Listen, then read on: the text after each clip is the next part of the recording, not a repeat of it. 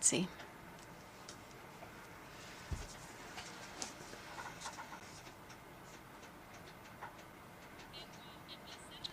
I have great pleasure in welcoming His Excellency Mr. Philip Isdor Mpango, Vice President of the United Republic of Tanzania. I invite him to address the Assembly. President of the United Nations General Assembly, Secretary General of the United Nations, Excellencies, Heads of State and Government, distinguished delegates. I wish to begin by conveying to this august body fraternal greetings from Her Excellency Samia Suluhu Hassan, President of the United Republic of Tanzania, who could not attend this year's session due to pressing national commitments. It is therefore my distinct honor and privilege to address the 77th session of the United Nations General Assembly on behalf of the government and people of the United Republic of Tanzania. Let me join those who have spoken before me in congratulating you, Mr. President, on your election to preside over the 77th session of the United Nations General Assembly. I assure you of Tanzania's support and cooperation as you discharge your responsibilities.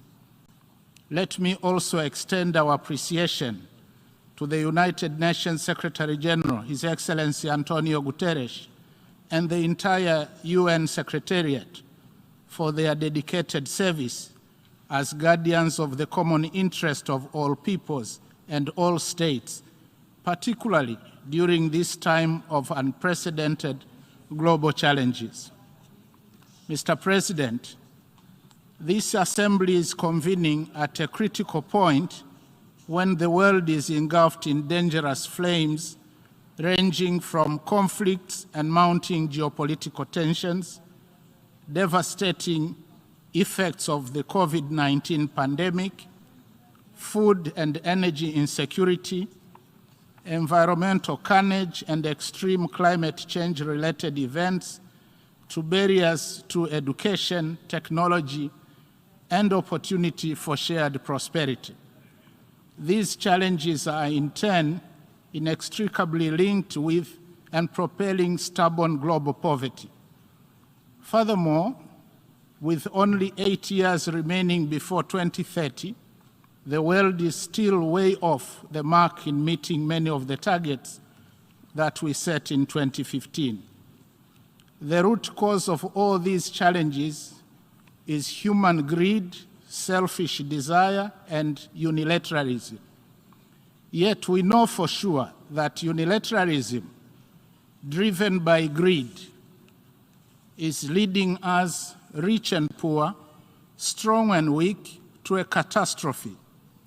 For it is now evident that these challenges have and continue to inflict enormous disruptive impacts on economies, ecosystems, and social lives worldwide, with sub-Saharan African countries and other developing countries being hit disproportionately. We have a famous proverb in Kiswahili which says, "Where there are problems, ingenuity increases." In this spirit, we in Tanzania are convinced that transformative solutions to the global challenges we face are already at our disposal, but subject to two conditions being met. First, there must be a passionate belief in the need to uphold a caring spirit about needs and happiness of other peoples and nations. And second, there must be solemn adherence to the credo of multilateralism and a collaborative effort. Fortunately, both conditions are a restatement of the ideals, values, and principles of the United Nations Charter.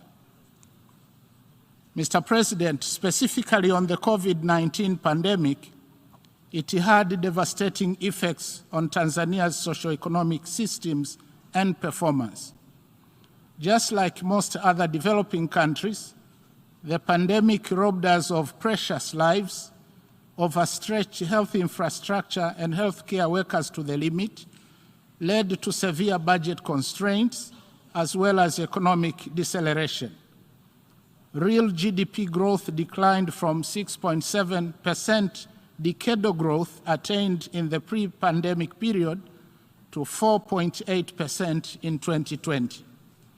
The key lesson we have learned from the COVID-19 pandemic is that the world needs to be better prepared in terms of national and global health systems to be able to handle future pandemics.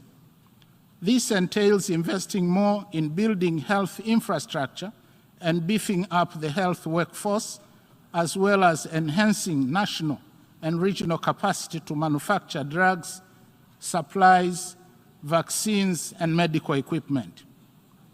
In addition, Africa's marginalization in the provision of vaccines underscored the need for African countries to work together in the development and nurturing of indigenous solutions through joint medical and scientific research.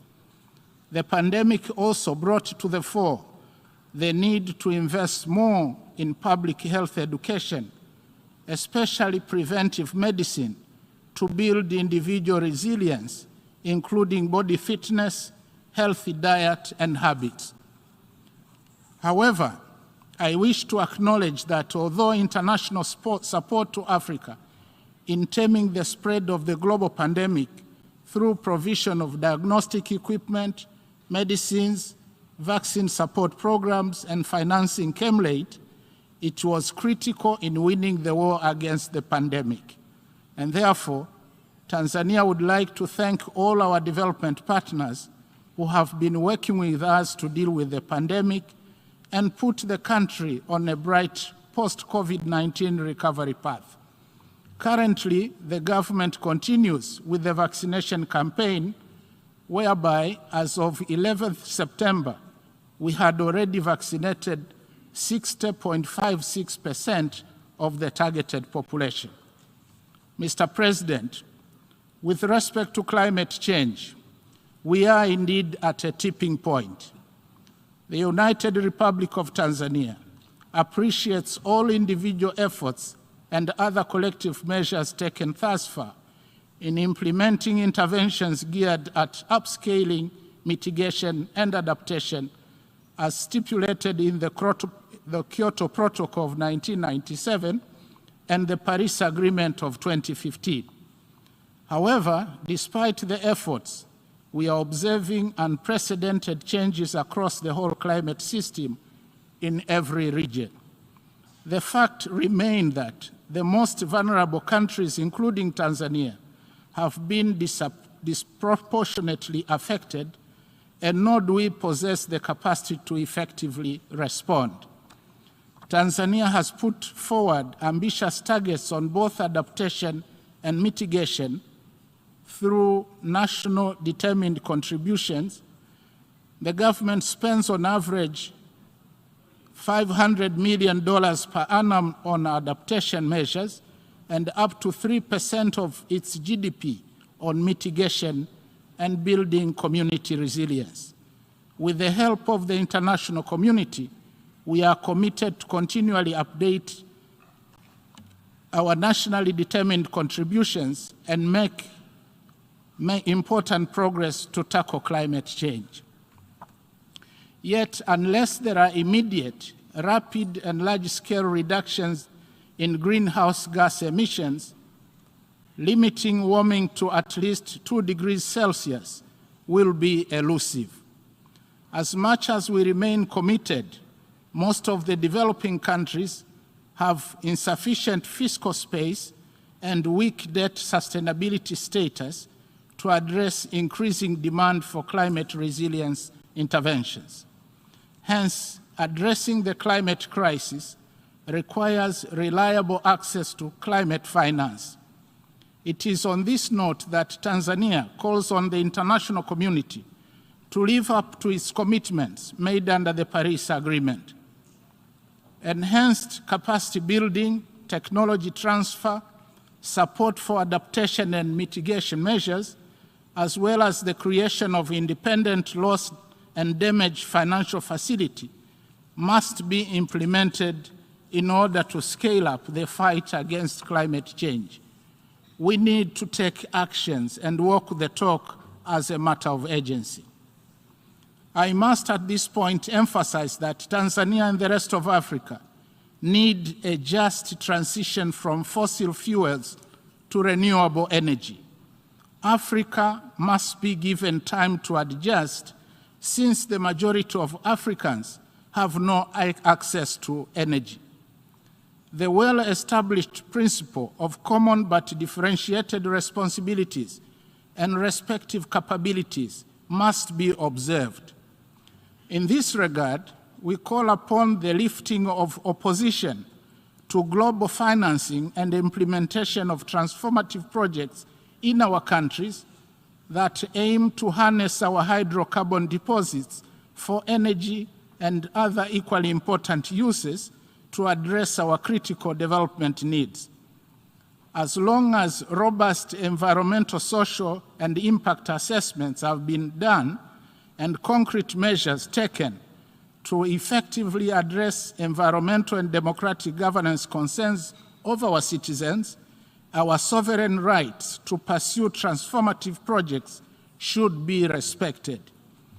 We also call upon transparency in the conduct of carbon credit markets so that Africa benefits fairly from our earnest effort in taking care of the carbon sinks that we are holding for the world. For example, Tanzania has preserved over 30% of our total land area, almost equivalent to the size of Germany, which includes forests and wildlife parks. Mr. President, in maintenance of peace and security, Tanzania has always believed in diplomacy as the best instrument of resolving conflict. Experience has taught us that in war, everyone loses, including the non-warring parties. It is therefore our plea that in the wake of the global conflicts, our focus should remain to be that of safeguarding human lives, especially children and women, and the well-being of the people. More so, just recently, we have witnessed disruptive effects on global supply chains, dramatic increase in food and fuel prices, as well as food shortages and decline in agricultural and industrial production around the world. All the more reasons that we must have a stake in pursuit of peaceful resolution of conflicts. As we do so, we must also leverage our abundant resources and human capabilities to address some of the impacts. Mr. President, in the same spirit, peacekeeping operations remain one of the most dependable instruments for promoting world peace and security. Tanzania is proud to have contributed men and women in 5 out of the existing 16 peacekeeping missions across the world. Despite this state of affairs, Tanzania stands ready to contribute more if requested to do so.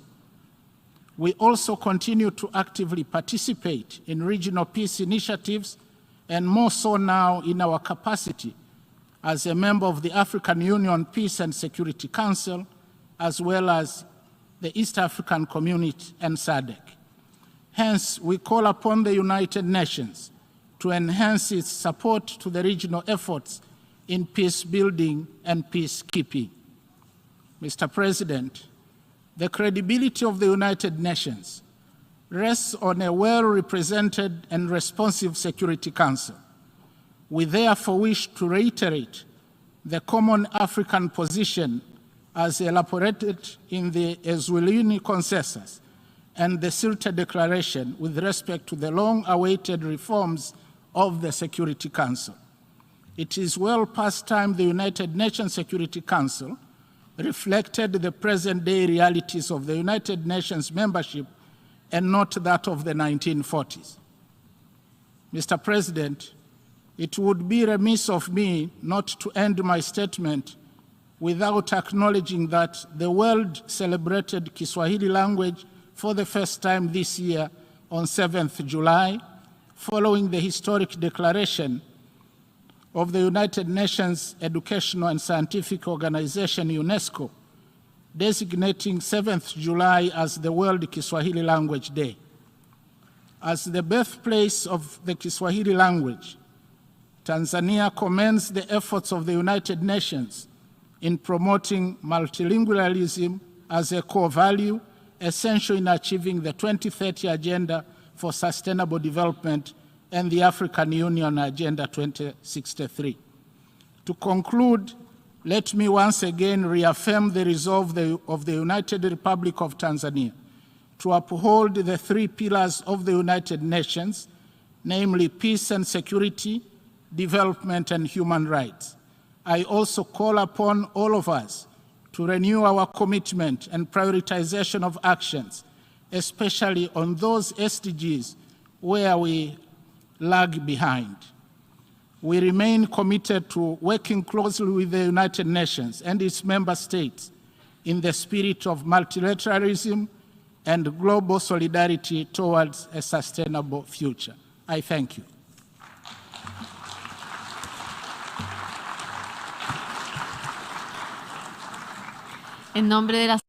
On behalf of the Assembly, I wish to thank the Vice President of the United Republic of Tanzania for the statement just made, and I request protocol to escort His Excellency.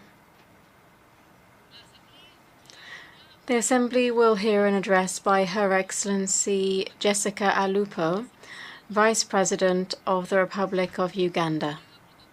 I request protocol to escort Her Excellency.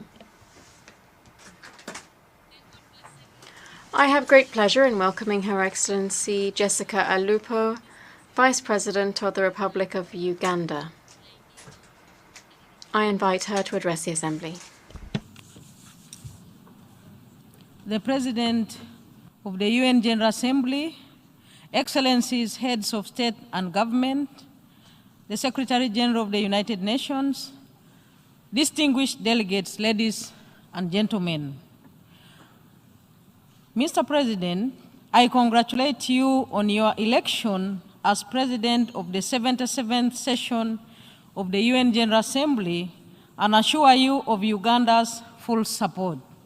I would like to thank His Excellency, Mr. Abdullah Shahid, for his stewardship of the 76th session, and I pay tribute. Jiamini leo, chekecha mkwanja na ushinde hadi shilingi milioni 1 ndani ya siku 90 kwa kujibu maswali rahisi kupitia simu yako. Chekecha shilingi 100,000 kwa washindi watatu kila wiki na shilingi 10,000 kwa washindi watatu wenye points nyingi kila siku. Jiunge na huduma ya chekecha mkwanja kwa gharama ya shilingi 300 tu kwa siku. Kujiunga, tuma neno chekecha kwenda namba 15914. Jibu maswali na ushinde! Vigezo na masharti kuzingatiwa. Vodacom, pamoja tunaweza.